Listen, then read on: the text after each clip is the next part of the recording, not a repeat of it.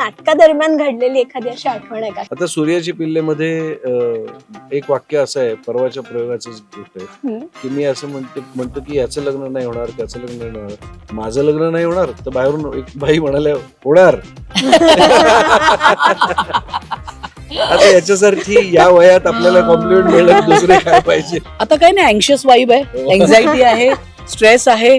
त्याचा प्रयोग होता आणि असं मागे उभं राहून 3,500-4,000 प्रयोग इतके प्रयोग झाल्यानंतर पण त्याची ती एनर्जी, त्याचं तो मॅजिक, त्याचं इनोसन्स. आय थिंक मला नेहमी वाटतं की आम्ही देवाची खास माणसं आहोत. पण आता जेव्हा रनथ्रूज मध्ये आपण बघतो तर कधी कधी वाटतं आमच्यापेक्षाही चोपतायत ते. तुम्ही जसं म्हणायला लागलात तर जे नवीन आहेत त्यांनी काय म्हणायचं? त्यांनी सुद्धा हेच म्हणावं. नमस्कार, मी मधुरा शिंदे आणि कलाकृती मिळणार तुम्हा सगळ्यांचं मनापासून स्वागत आहे. मराठी रंगभूमीवर सध्या अनेक आशयाची आणि विषयाची वेगवेगळी नाटकं आपल्या भेटीला येत आहेत आणि आता यात आणखी एका नाटकाची भर पडते ज्याचं नाव आहे आमच्या पिढीची गोष्टच वेगळी. आणि इतकं इंटरेस्टिंग नाव आहे, तितकेच इंटरेस्टिंग आणि कमाल कलाकार आहेत त्यामध्ये. माझ्याबरोबर आहेत, खरं तर एव्हरग्रीनच म्हटलं पाहिजे दोघांनाही, सुनील बर्वे सर आणि हर्षदा खानविलकर मॅम. नमस्कार. नमस्कार डार्लिंग. कसे आहात? मस्त मस्त. खूप छान वाटतंय तुम्हाला भेटून. आणि नेहमी फिल्म सिरियल ह्या निमित्ताने आपण भेटत असतो आणि आज नाटकासाठी नाट्यगृहात बसून आपण इंटरव्ह्यू करतोय. मला फार छान वाटतंय आणि सगळ्यात आधी खूप खूप अभिनंदन, कारण इतकं एक कमाल नाटक तुमच्या वाट्याला आलेलं आहे आणि अनेक वर्षांनी रंगभूमीवरती पुन्हा एकदा एक जोरदार कमबॅक झालेला आहे, त्यासाठी खूप खूप अभिनंदन. कसे आहात? आणि आता छान मस्त रिहर्सल सुरू झालेले आहेत, तर काय एक छान कशी वाईब आहे आता? आता काही नाही, अँक्शियस वाईब आहे, एन्झायटी आहे, स्ट्रेस आहे. कारण अगदी 4 दिवसावर नाटक आलेलं आहे. आता 9 तारखेला 9 मे ला शुभारंभ आहे. सो बस सगळ्यांचे आशीर्वाद हवेत. आता सगळ्यांशी चांगलं वागतोय आम्ही. सगळ्यांनी खूप सारा आशीर्वाद द्यावा आम्हाला. आणि छान लिहिलेलं नाटक आहे. अद्वैत दादरकरनी छान दिग्दर्शन केलेलं आहे. आता फक्त बाकी प्रोड्युसर्स चांगले आहेत, सेट छान लागलेला आहे, संगीत रेडी आहे. आता फक्त आम्ही आणि सगळं छान येऊ देत आम्हाला म्हणजे झालं. बस आता फक्त ऍक्टर्सनी त्यांची जबाबदारी पार पडणं एवढंच बाकी आहे. तुम्ही जसं म्हणायला लागलात तर जे नवीन आहेत त्यांनी काय म्हणायचं? त्यांनी सुद्धा हेच म्हणावं. नाही पण छान संच आहे, सगळं छान वाईब आहे आता. So we are excited. जरी आम्ही अँक्शियस असलो तरी वी आर एक्सायटेड की एक छान नाटक.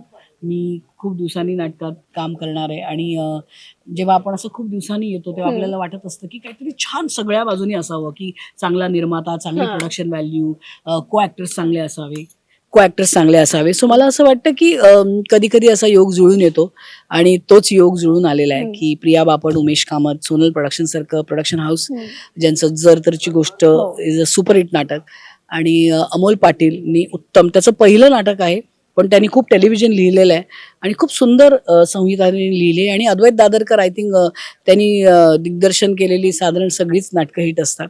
आणि माझ्याबरोबर एव्हरग्रीन सुनील बर्वे आहे. सो मला वाटतं की ह्याच्यापेक्षा सुंदर योग नाही असू शकत. So I am feeling blessed and excited.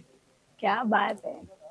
काय छान वाटतंय ग. म्हणजे नवीन नाटकाच्या वेळेला एक वेगळी उत्सुकता असते, कारण तुम्ही नाटक तुमच्या विचारांनी करत असता. तुम्हाला लेखकांनी चांगली वाक्य दिलेली असतात, ती वाक्य तुम्हाला छान पद्धतीने लोकांपर्यंत पोहोचवायची असतात आणि नंतर ही अपेक्षा तुमची ठेवून नेहमी काम करायचं असतं की आज याला प्रतिसाद कसा मिळेल. कारण नाटकाची गंमत तीच आहे की आज दीनानाथला वेगळ्या प्रकारचा ऑडियन्स येतो, गडकरीचा एक वेगळ्या प्रकारचा असतो, कुठेतरी कोल्हापुरामध्ये वेगळ्या प्रकारचा असतो. प्रत्येक ठिकाणचा ऑडियन्स तो प्रत्येक वेळेला तुमच्या नाटकाला किंवा तुमच्या वाक्यांना वेगळ्या पद्धतीनं रिॲक्ट होणार असतो. तर आता ती एन्झायटी आहे की आता हे नाटक जेव्हा आम्ही लोकांसमोर सादर करणार आहोत, या नाटकाविषयी कोणालाच काहीच कल्पना नाहीये.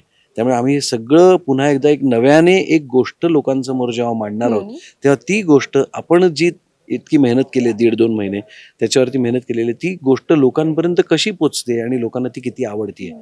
कारण ती उत्सुकता सगळ्यात जास्त आहे. काय नाटक ही अशी कला आहे ना की ती जिवंत कला आहे आणि जिथे जिथे माणूस आहे तिथे प्रत्येक दररोज तो अगदी 100% करू शकतो अशातला भाग नसतो. कधीतरी त्याच्या घरचे काही इश्यूज असतात, प्रवासात कुठेतरी थकवा आलेला असतो, पण हे सगळं सोडून कुठेतरी तो जेव्हा प्रयोग करायला येतो तेव्हा त्या प्रेक्षकांमुळे एक हुरूप निर्माण होतो, एक उत्साह निर्माण होतो आणि करतो. काही चुका होतात ज्या पुढच्या प्रयोगात तुम्ही ऍडजस्ट करून घेता. तर हे सगळे जे एक्सपेरिमेंटिंगची, ज्याला आपण प्रयोग नेहमी म्हणतो, ते एक्सपेरिमेंटिंगचे एक वेगळा प्रवास आता पुन्हा एकदा या निमित्ताने, नाटकाच्या निमित्ताने सुरू होणार आहे, जो खूप उत्साहवर्धक आहे आणि काय म्हणतात त्याला की तितकाच नर्वस करणारा सुद्धा. ते नाव मी जसं म्हटलं सुरुवातीला इतकं इंटरेस्टिंग नाव आहे की आमच्या पिढीची गोष्टच वेगळी. एक हलकासा अंदाज येतो की यामध्ये 2-3 पिढ्यांबद्दल आपल्याला वेगवेगळ्या गोष्टी आपल्याला बघायला मिळाल्या, जसे आता बदललेल्या आहेत काळानुसार गोष्टी. पण मला तुम्हाला विचारायला आवडेल की आता तुम्ही खूप आधीपासून काम करताय इंडस्ट्रीमध्ये आणि आता ही इतकी छान गोष्ट आहे की तुम्ही एवढे वर्ष काम करताय आणि आता तुम्ही तिथेच आहात, पण नवीन नवीन जे सगळेजण कलाकार येत आहेत ते तुमच्या बरोबर काम करतायत. ही मला वाटतं खूप छान गोष्ट आहे. पण आतापर्यंत तुम्हाला अशा काम करताना काय काय छान छान गोष्टी जाणवल्या किंवा तुम्हाला असं वाटलं यांच्या पिढीची गोष्ट वेगळी आहे? नक्कीच, पण मला वाटतं प्रत्येक पिढीची गोष्ट वेगळीच असते. आणि मला वाटतं आधीच्या पिढीने त्यांच्याकडे नुसतंच नवीन पिढी आली आहे असं न बघता त्यांच्याकडच्या काही ज्या छान गोष्टी असतात त्या जर अडॅप्ट केल्या आणि त्या जर तुमचा काय म्हणतात त्याला तुम्ही फ्लरिश होण्यासाठी त्याचा वापर करू शकलो, की आता जसं डिजिटल मीडिया आहे which is at its peak and boom, तर ह्या कदाचित आमच्या पिढीला तेवढं त्याचं नॉलेज नसावं. बट इट्स ग्रेट जेव्हा तुमची जी नेक्स्ट पिढी आहे ती तुम्हाला त्याच्यात हेल्प करते, तुम्हाला समजवते, सो त्याचा फायदा नक्कीच उचलला पाहिजे. आणि कुठलीही पिढी फ्रिव्हिलस नसते. त्या पिढीतली काही माणसं फ्रिव्हिलस असू शकतात, तर तशीच काही माणसं युजली टॅलेंटेडही असतात. जशी काही वाईट माणसं असू शकतात तशी खूप चांगली माणसंही असू शकतात. सो आय थिंक प्रत्येक पिढीची गोष्ट खरंच वेगळी असते आणि ती त्या त्या वेळेला आणि त्या त्या पिढीला साजेशीच असते. आणि आपण जे नेहमी म्हणतो ना की change is the only constant thing. So पिढी बदलते तसं आदल्या पिढीने त्या पिढीबरोबर थोडंसं चेंज व्हावं आणि थोडंसं स्वतःकडचं त्यांच्याकडे द्यावं, त्यांच्याकडचं थोडंसं आपल्यामध्ये घ्यावं. So I think then this planet will be great. आणि मला असं वाटतं की प्रत्येक पिढीचा ना बघण्याचा दृष्टिकोन आहे ना तो दर पिढीप्रमाणे तुम्हाला वेगळा वेगळा दिसतो. नाटक ही गोष्ट घेतली तर तेव्हा आमच्या काळात आम्ही सुरुवात केली तेव्हा, आणि ऍक्च्युली ना आमची पिढी अशी आहे ना की जिनी हा टेक्नॉलॉजीचा प्रवास जो आहे ना तो संपूर्ण पाहिलेला आहे. म्हणजे फिल्मवरती काम करताना, डिजिटलवरती काम करताना मालिका येणं, OTT येणं, इन्स्टा, फेसबुक सारखे 3 मिनिटाची रील्स करणं, व्हर्टिकल्स येणं, या सगळ्या गोष्टी आमच्या पिढीने पाहिलेल्या आहेत. सो त्यामुळे आम्हाला हा जो चेंज आहे ना तो इतका जवळून पाहिलेला आहे आम्ही. आणि त्याच पद्धतीने नटांची सुद्धा प्रत्येक गोष्टीकडे बघण्याची दृष्टी सुद्धा आहे ना ती सुद्धा कशी बदलत जाते, विचार कसे बदलत जातात. आता अमोल पाटील नावाच्या माणसाने एक 60च्या कपल बद्दल सुद्धा लिहिलेलं आहे. त्यामुळे त्याचा त्यांच्याकडे बघण्याचा दृष्टिकोनही कळतोय आणि त्याचा तरुण पिढी जी आता 22 वर्षांची आहे ती कशी रिॲक्ट होत असेल प्रत्येक गोष्टीकडे ते पाहण्याचा सुद्धा त्यांनी लिहिण्याचा प्रयत्न केलेला आहे. सो हा एक अप्रोच सुद्धा ना आम्हाला पाहता येतोय.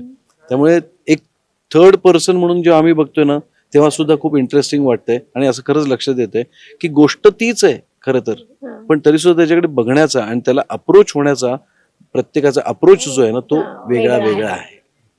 तुमच्या पिढीमधल्या अशा कोणत्या छान दिग्गजांचा तुम्हाला उल्लेख करावा असं वाटेल आज ह्या निमित्ताने, की तुम्हाला असं वाटलं की त्यांच्यामुळे तुमच्यावरती छान विचारांचे म्हणा किंवा छान अभिनयाचे संस्कार झाले, तुमची जडणघडण होण्यामध्ये त्यांचा थोडासा वाटा आहे? मी दामू काकांबरोबर काम केलं होतं, दामू केंकरे, जे अत्यंत एक्सपेरिमेंटल होते आणि त्यांनी अत्यंत वेगवेगळ्या पद्धतीची नाटकं रंगभूमीवरती आणली. सेटमध्ये सुद्धा त्यांनी खूप वेगवेगळे प्रयत्न करून पाहिले. त्याच्यानंतर मी विनय आपटेंकडे काम केलं, ज्याला कायम कुठलं तरी एक वेगळ्या पद्धतीचं नाटक लोकांसमोर सादर करायचं होतं. कदाचित त्याला नेहमीच त्याची जी नाटकं होती ना ती अनेक पिढ्या पुढचीच नाटकं त्यांनी केलेली होती. फॉर एक्झाम्पल आम्ही ज्या अफलातून मध्ये काम केलं ते वेस्ट साईड स्टोरी नावाच्या, त्याच्यामध्ये त्यांनी म्युझिकल फॉर्मॅट आणला होता तेव्हा. त्याच्यानंतर त्यांनी एक नाटक केलं ज्याच्यामध्ये ते 2 कलाकार भूमिका आलटून पालटून करायचे. आज एकाने एक भूमिका केली तर कुसुम मनोहर लिहिले. त्याच्यानंतर एक त्यांनी असा निर्णय तुमच्या हाती नावाचं नाटक केलं ज्याच्यामध्ये तो प्रेक्षकांना दुसऱ्या अंकानंतर विचारायचे की तुम्हाला काय वाटतं, निर्णय काय असायला हवा, आणि त्याच्याप्रमाणे 3रा अंक करायचे.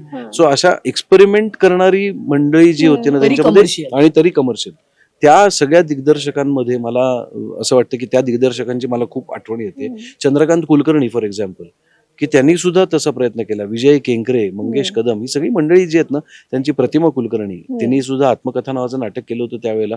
ते आम्ही पाहिलं होतं, काय अप्रतिम केलं होतं. आणि आता तिने सूर्याचे पिल्ले केलं, तेव्हा तिचा एक वेगळा अप्रोच, हे सगळं पाहिलेलं असल्यामुळे या मंडळींची मला प्रकर्षाने आठवण येते. आणि मला आता त्यांच्या प्रतिक्रियेची खरं तर आता मी कुतूहलाने वाट पाहतोय की त्यांची प्रतिक्रिया काय असणार आहे. कारण या नाटकात सुद्धा अद्वैत दादरकर हा आताचा जो पिढीचा दिग्दर्शक आहे, तोही तसेच वेगळे प्रयत्न करणार आहे. आणि आत्ताच्या पिढीमध्ये तसे खूप प्रयोग करून पाहणारी दिग्दर्शक मंडळी आहे. तो प्राजक्त देशमुख असेल किंवा तो सूरज पारसनीस आहे, अद्वैत दादरकर आहे, ही सगळी मंडळी ना काहीतरी वेगळे प्रयोग करतायत. त्यामुळे ते खूप इंटरेस्टिंग आहे. मला वाटतं आणि वी आर ब्लेस्ड, मी समजलं एक सुनील और मी, की ही जी तरुण मंडळी आहे जी खूप वेगळा विचार घेऊन आलेली आहेत. बरं, असं नाहीये की ते आत्ताचं थिएटर करतायत, त्यांचा जुन्या थिएटरचा अभ्यास आहे. आज तुम्ही अद्वैत दादरकर बरोबर जेव्हा चर्चा कराल तर त्याला थिएटरचा अभ्यास आहे त्याच्याकडे, ते संस्कार आहेत त्याच्यावर. त्यामुळे तो एक यंग पर्स्पेक्टिव्ह आहे, पण तरी जे नाटकाचं जे रूट्स आहेत त्याची जी ऑथेंटिसिटी आहे ती कुठेही घालवत नाही. सो मला वाटतं वी आर रिअली ब्लेस्ड की अशा म्हणजे दिग्गजांबरोबर काम करण्याची संधी मिळाली. आणि आता हे जे दिग्गज होऊ घातलेत त्यांच्याबरोबर सुद्धा काम करण्याची संधी मिळते. So I think we are blessed people. क्या बात आहे. तर मला सांगा, पहिल्या नाटकाच्या काय खास आठवणी आहेत? म्हणजे तिथे विंगेत उभं राहून ते भरलेलं ऑडियन्स बघणं, किंवा मी तुला सांगते, मी लग्नाची बेडी आधी एक वेगळी अभिनेत्री करणार होती आणि मग काहीतरी झालं आणि मग शेवटच्या 4-5 दिवसात मी उभी राहिले. मी फ्री होते, मी नाटकात काम केलं, हा एक मुद्दा झाला. माझं काही लग्नाची बेडी नाटक कुठल्या कुठल्या मोठमोठ्या अभिनेत्रींनी केलंय, पद्मा चव्हाणांपासून ते अगदी अश्विनी भावेंपर्यंत. त्याची एक लेगसी आहे जी कळायला ते त्यावेळेला ना 75 होती अत्रेंची, म्हणून ते 75 प्रयोगवालं होणार होते त्याचे. फक्त आपण किती मोठ्या नाटकात काम करतोय किंवा ज्यांनी हे लिहिलंय नाटक ते किती युनिव्हर्सल आहे. ते कुठल्याही काळात केलं तरी ते तसंच पाहिलं जाणार आहे. आणि आपण खरंच खूप मोठ्या कलाकारांबरोबर काम करतोय. तर लग्नाची बेडीचे 75 प्रयोग, त्याच्यात सुधीर जोशी आणि निर्मितीताई होते आणि ही सगळी मंडळी तर होतीच, पण त्यांचे ना मध्ये मध्ये सीन्स यायचे आणि ते त्या दोघांचेच असायचे. मी 75 प्रयोग, कारण त्या सीन मध्ये ना बऱ्याच वेळेला मी नसायचे. तर मी विंग मध्ये बसून त्यांचे ते 75 प्रयोग पाहिलेले आहेत. आज जेव्हा आम्ही मधुकर मालती करतो ना, मला इतकी आठवण होते ना त्या दोघांची, कारण ती नोकझोक असेल, त्या शब्दांचा खेळ असेल. सुधीर काका किंवा निर्मितीताईंबद्दल मी बोलायला नको, ते खूपच जाणकार आणि उत्तम कलाकार आहेत. पण त्या विंग मधून पण त्यांचा परफॉर्मन्स बघणं मला अजूनही ना असं ना, I can feel it. It was a treat always. आणि दर प्रयोगाला काहीतरी वेगळं अनुभव आला. आणि मी तुला सांगते, मी 75 प्रयोग विंग मध्ये बसून नाटक पाहिलेले आहे, त्यांचे सीन्स पाहिलेले आहेत. सो आय थिंक मी ते कधीच विसरू शकत नाही. सर, विंगेतल्या खूप आठवणी आहेत ग. म्हणजे पहिल्या आमच्या अफलातून नाटकातलं असेल, कारण आम्ही त्याच्यामध्ये 23-24 कलाकार होतो आणि प्रत्येक जण गायचो. विनय आपटे स्वतः गायचा, दिलीप कुलकर्णी गायचा. तर ह्या सगळ्यांची गाणी असतील, किशोर भट नावाचे एक गुजराती रंगभूमीवरचे खूप मोठे नट होते, ते सुद्धा गायचे. तर त्यांना गाणं इतकं अवगत नव्हतं, त्यांना तालाशी संबंध नसायचा. त्यामुळे आम्ही विंगेतून त्यांना फालतून चाचा समधी गोष्ट ऐकते पाहते, आता हा रिदम आहे ना, तो आम्ही त्यांना विंगेतून देत असायचो. त्यामुळे ते आठवतं. मोरूच्या मावशीच्या वेळेला जेव्हा विजय चव्हाण तिकडे स्टेजवरती यायचा आणि शिट्टी वाजायची ऑडियन्स मधून, तेव्हा तो त्यांना रिॲक्ट व्हायचा. या हे सगळे असे प्रत्येक नाटकाचे काही ना काही प्रसंग आहेत जे अर्थातच तुमच्या कायम स्मरणात राहतात आणि ते बरंच काही शिकवून जातात. किंवा मोहन जोशींसारखा नट आहे, जो कितीही दमलेला असला, कुठूनही प्रवास करून आलेला असला, तरी तो स्टेजवरती गेल्यानंतर ना त्याच्यासारखा नट नाही किंवा त्याच्यासारखी एनर्जी कोणात येणार नाही असं वाटतं. भरत जाधव आता एक्झॅक्टली आता रिहर्सल चालू असताना आम्ही सई रे सईचा त्याचा प्रयोग होता आणि आम्ही असं मागे उभं राहून 3,500-4,000 प्रयोग, इतके प्रयोग झाल्यानंतर पण त्याची ती एनर्जी, त्याचं तो मॅजिक, त्याचं इनोसन्स कमाल आहे. कमाल. त्यामुळे हे सगळं बघणं आणि अनुभवणं फार विलक्षण. आपण त्याचे साक्षीदार आहोत याची खूप कमाल आहे. म्हणजे ह्या सगळ्या मातब्बर लोकांबरोबर काम करण्याची, कोणाला नुसती भेटण्याची, कोणाचा मैत्री असेल आपली, हे सगळं आपल्या भाग्यात आहे. सो आय थिंक मला नेहमी वाटतं की आम्ही देवाची खास माणसं आहोत. जे ऍक्टर असतात आणि ज्यांना लोकांचं चांगलं काम पाहता येतं किंवा कमाल लोकांबरोबर काम करता येतं, तर I think we are blessed. क्या बात आहे. आणि या नाटकामध्ये अनेक म्हणजे 2 नवीन कलाकार सुद्धा Yes, आहेत yes. आणि पुढच्या पिढीमधले सुद्धा कलाकार हो. आहेत. तर आता ह्या सगळ्या तरुण मंडळींबरोबर काम करताना असं कुठे जाणवलंय का की खरंच सिनियर झालायत आता तुम्ही? ते नाही असं मान नाही. देतात तेव्हा वाटतं, असं नाही, ते मान देतात तेव्हा वाटतं. पण मला वाटतं उरलेले 4ही कलाकार जे आहेत ते इतके टॅलेंटेड आहेत की त्यांचं काम बघून आम्ही कधी कधी असं असतं की "अय्यो, कसं करतात यार छान." म्हणजे शर्मिला असेल तर तिला इतका सेन्स आहे कॉमेडीचा, किंवा ती इतकी अभ्यास करणारी नटी आहे, ती खूप अभ्यास करून येते. अक्षर आहे जो आता इतकी वर्ष टेलिव्हिजन करतोय पण इतका सिन्सिअरली काम करतोय की इट्स एंडिअरिंग, त्याची सिन्सिअरिटी इज एंडिअरिंग. शंतनू आणि वैष्णवी आय थिंक त्यांच्या रिहर्सलला पण खूप दिवसांनी त्यांची रिहर्सल ऍक्च्युली व्हायला लागली, कारण अच्छा. त्यांच्या एंट्रीज लेट आहे. पण आता जेव्हा रनथ्रूज मध्ये आपण बघतो तर कधी कधी वाटतं आमच्यापेक्षाही चोपतायत ते. हो, सो आय थिंक एक करेक्ट ऍक्टरचा संच एकत्र आला ना की अख्खं प्रोडक्ट छान होऊ शकतं, याचा अनुभव आता येतो. क्या बात आहे. तर तुम्हाला काय वाटतं रंगभूमीवरची दमदार एंट्री तुम्हाला जास्त, तुम्ही स्वतः जास्त एन्जॉय करता का दमदार एक्झिट जास्त एन्जॉय करता? काय ते कसं आहे दोघांचंही माहितीये आपली आपली ना, ब्युटी आहे ना.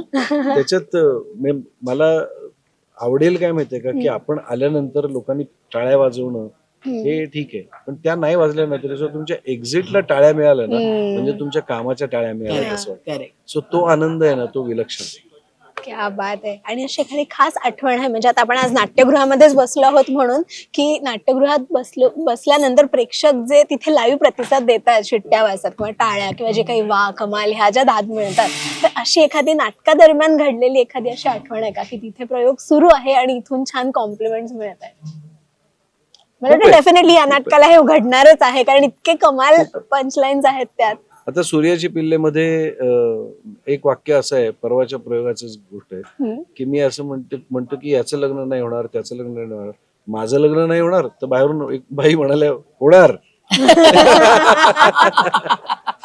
आता याच्यासारखी या वयात आपल्याला कॉम्प्लिमेंट मिळलं की दुसरे काय पाहिजे.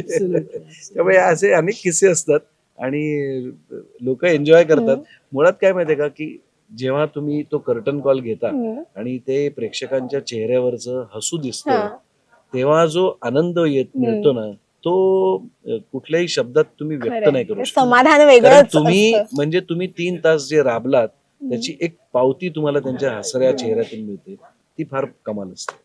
क्या बात आहे. खूप छान वाटलं मला तुमच्याशी गप्पा मारून. आणि मला आनंद ह्या गोष्टीचा होतोय की गेल्या काही महिन्यामध्ये ना मराठी रंगभूमीवर इतकी सुंदर सुंदर वेगवेगळी नाटकं येतात ना, खूप छान वाटते. कारण कायम असं म्हटलं जातं की नाटकाकडे प्रेक्षक पाठ फिरवतोय किंवा नाटकाला सुगीचे दिवस नाहीत वगैरे, हे कायम ही ठरलेली काही वाक्य आपल्याला नेहमी ऐकायला मिळतात. पण मला वाटतं गेल्या काही महिन्यात ही वाक्य मोडून काढलेली आहेत आणि इतके तुमच्यासारखे छान छान कलाकार नाटकाकडे वळून छान विषयांवरची नाटकं आमच्या भेटीला आणतात. त्यासाठी सगळ्यांकडून मी तुम्हाला थँक्यू अरे, म्हणते. thank you so आणि much. खूप खूप शुभेच्छा आणि आशा व्यक्त करते की प्रत्येक प्रयोगाला हाऊसफुलचे बोर्ड लागावेत. लोकांनी हे असाच प्रतिसाद नाटकांना कायम देत राहावा, सगळ्या नाटकांना, हीच मनापासूनची इच्छा आहे. थँक्यू आणि खूप खूप शुभेच्छा. थँक्यू आणि नक्की नाटकाला ये. नक्की.